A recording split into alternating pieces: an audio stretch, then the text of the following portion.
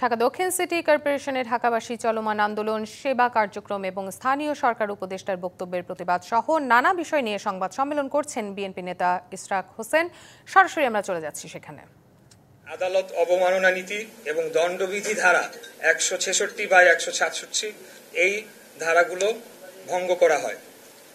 সারসংক্ষেপ: গ্যাজেট বৈধ ও কার্যকর, এটি বাতিল, রহিত বা আদালত কর্তৃক রহিত করা হয়নি।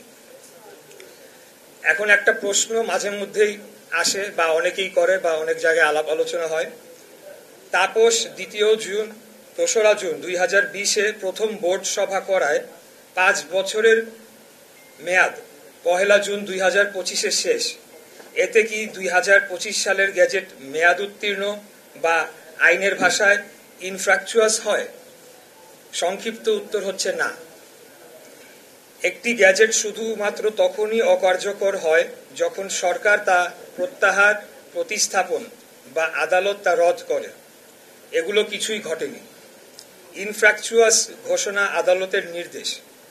যেহেতু প্রতিকার হিসেবে প্রতীকী শপথ, ক্ষতিপূরণ এবং ঘোষণা এখনো পাওয়া সম্ভব এবং বিষয়টি মুট, যেটি আদালতের ভাষায় হয়নি।